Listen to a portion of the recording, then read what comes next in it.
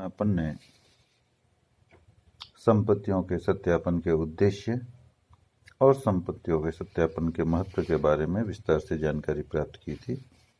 आज अपन संपत्तियों के सत्यापन के जो सामान्य सिद्धांत होते हैं, general principles of verification of assets, उनको डिस्कस करेंगे। जैसा कि हम जानते हैं कि सत्यापन की प्रक्रिया संपत्ति के स्वभाव और प्रकृति पर निर्भर करती है। सत्यापन प्रक्रिया को अंकेक्षक अधिक सजगता और कुशलता से संपादित कर सके, इसके लिए उसे कुछ सिद्धांतों का पालन किया जाना आवश्यक है। मतलब उसे किन किन सिद्धांतों का पालन करना चाहिए। नंबर 1, स्वामित्व, ऑनरशिप। चिट्ठे में प्रदर्शित संपत्तियों के सत्यापन में सर्वप्रथम अंकेक्षक को यह देखना चाहिए कि नियोक्ता उल्लेखित संपत्ति का वास्तविक स्वामी है या नहीं, अर्थात संपत्ति नियोक्ता के नाम से होनी चाहिए। इस कार्य के लिए संपत्ति के स्वामित्व को व्यक्त करने वाले प्रमाणकों, प्रपत्रों तथा प्रलेखों की सतर्कतापूर्वक जांच करनी चाहिए। दूसरा सिद्धांत है अधिकृति, ऑथराइजेशन। अंकेक्षक को देखना चाहिए कि संपत्ति को क्रय करने का आदेश संबंधित व्यक्ति द्वारा तभी दिया गया है जबकि इस कार्य को करने के लिए उसे उच्च अधिकारियों द्वारा समस्त आवश्यक कार्रवाई पूरी करने के बाद अधिकृत कर दिया हो। संपत्तियों में बहुत बड़ी धनराशि विनियोजित होती है, इसलिए उसके क्रय में पूर्ण सावधानी बरती जानी चाहिए और इसकी जांच करना भी बहुत महत्वपूर्ण है। तीसरा सिद्धांत है उद्देश्य, पर्पज। अंकेक्षक को यह पता लगाना चाहिए कि संपत्ति किस उद्देश्य से खरीदी गई है तथा क्या संस्था उस उद्देश्य को प्राप्त करने में सफल रही है। अंकेक्षक यह भी जांच करेगा कि विनियोजकों के धन का उपयोग नियोक्ता द्वारा लाभार्जन क्षमता बढ़ाने और व्यापार का विकास व विस्तार करने में किया जा रहा है। सबको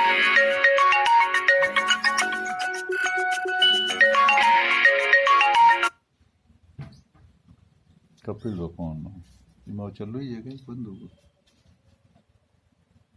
चल रहा है।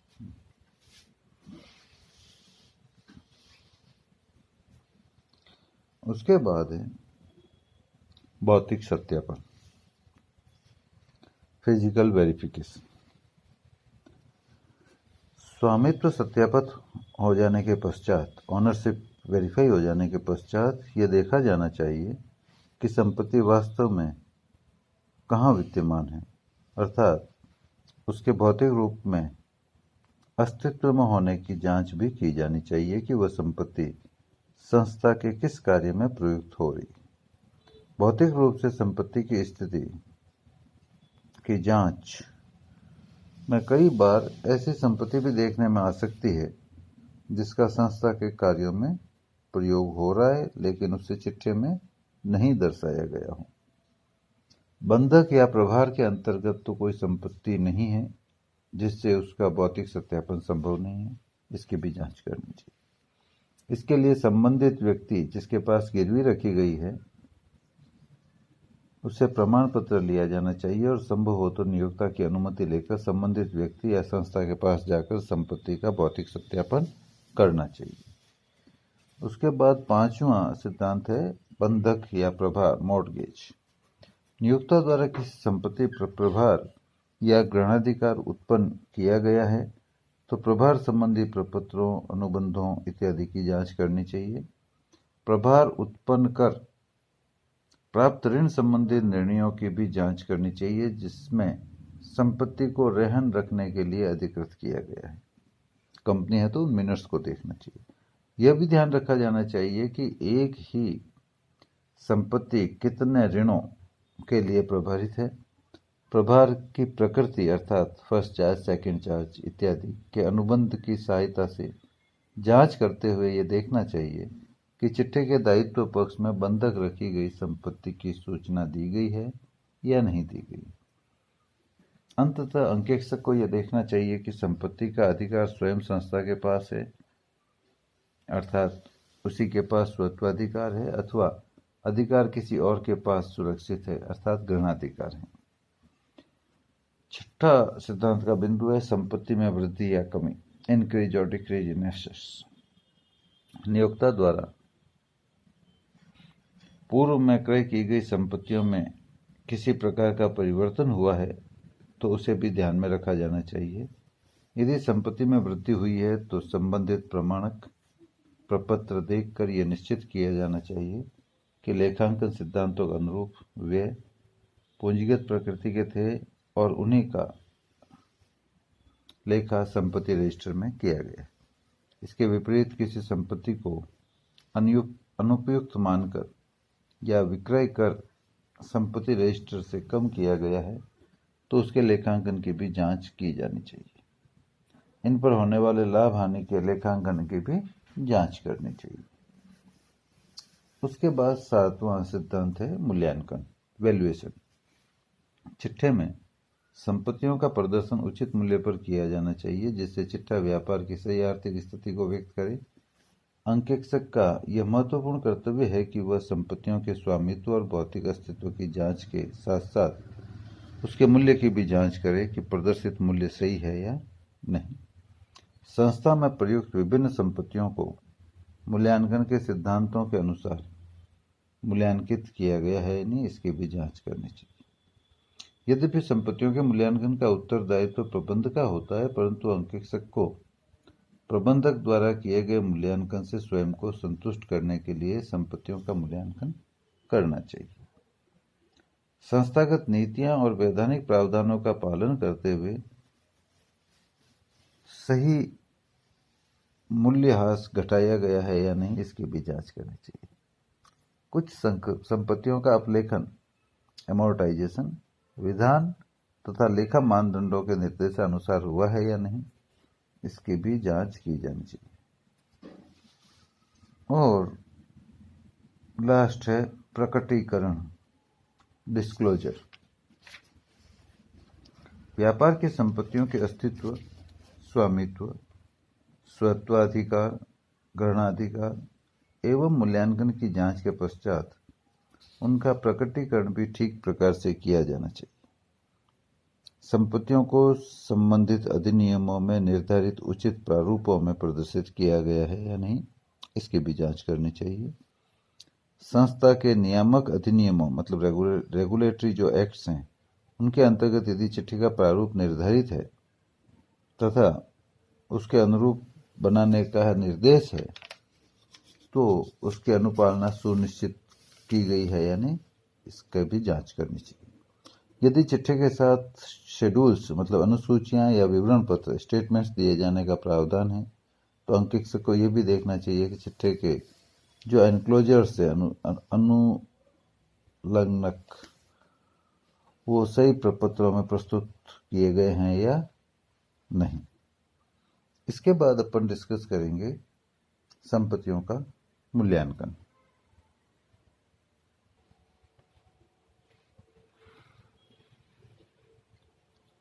संपत्तियों का मूल्यांकन का अर्थ, meaning of valuation of assets. अंकेक्षक द्वारा चिट्ठे की सत्यता एवं नियमानुकूलता की जांच करते समय केवल संपत्तियों के अस्तित्व और स्वामित्व की ही जांच नहीं की जाती, बल्कि यह भी देखा जाता है कि संपत्ति उचित मूल्य पर दर्शाई गई है या नहीं। मूल्यांकन सत्यापन का महत्वपूर्ण अंग है जिसके बिना अंकेक्षक अपनी रिपोर्ट तैयार नहीं कर सकता। मूल्यांकन में चिट्ठे में दिखाई गई संपत्तियों के मूल्य के औचित्य का पता लगाया जाता है। मूल्यांकन दो शब्दों से मिलकर बना है, मूल्य तथा अंकन। तो मूल्य का मतलब वैल्यू से होता है, आंकन का मतलब ज्ञात करने से। तो किसी भी संपत्ति या वस्तु के मूल्य का निर्धारण या पता लगाना ही मूल्यांकन करना है। संपत्तियों और दायित्वों का सही मूल्यांकन करना अंकेक्षक का मुख्य कर्तव्य है। चिट्ठा बनाने की तिथि को संपत्ति की उपयोगिता, जीवन काल एवं महत्व के आधार पर संपत्ति के मूल्य का अनुमान लगाया जाता है। अब आता है संपत्ति के मूल्यांकन की परिभाषा, definitions of valuation of assets. परिभाषाएं विभिन्न विद्वानों ने दी है। 2-3 विद्वानों की परिभाषाएं हैं। लंकास्टर की है, जे.आर. बॉटली बॉय की है। जो आपको सरल लगे एक याद कर लें। जैसे जोसेफ लंकास्टर महोदय ने कहा है कि संपत्तियों के प्रारंभिक मूल्यों को उनकी उपयोगिता अवधि में समान रूप से बांटने का प्रयत्न मूल्यांकन कहलाता है।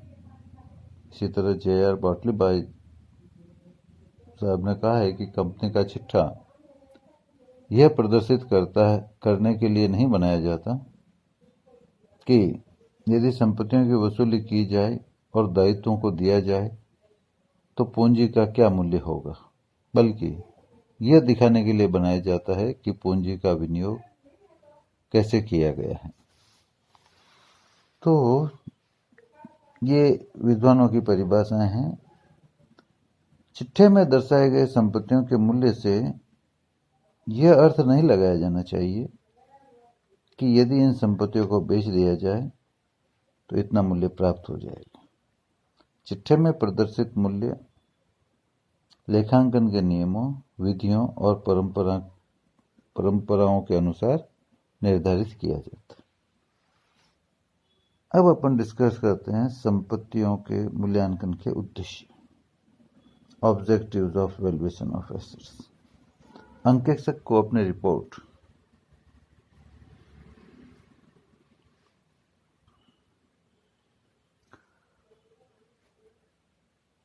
बनाते समय उसमें यह उल्लेख करना होता है कि संस्था का लाभ हानि खाता उचित लाभ हानि प्रदर्शित करता है तथा संस्था का चिट्ठा उसकी सही और उचित आर्थिक स्थिति प्रकट करता है। अंकेक्षक ऐसी रिपोर्ट तब तक नहीं दे सकता जब तक कि उसे विश्वास न हो जाए कि चिट्ठे में वर्णित संपत्तियां अस्तित्व में है और उन्हें उचित मूल्य पर मूल्यांकित किया गया है। अंकेक्षक मूल्यांकन कार्य स्वयं को संतुष्ट करने के लिए करता है ताकि विश्वसनीय अंकेक्षण रिपोर्ट दे सके। मूल्यांकन के प्रमुख उद्देश्य निम्नलिखित हो सकते हैं। नंबर 1, संस्था की सही आर्थिक स्थिति की जानकारी प्राप्त करना। नंबर 2, संपत्तियों के वास्तविक मूल्य की जानकारी प्राप्त करना। नंबर 3, अंकेक्षण रिपोर्ट बनाने में सहायक होना। नंबर 4, व्यवसाय के मालिकों और अन्य पक्षकारों को व्यापार में विनियोजित पूंजी की सही जानकारी देना।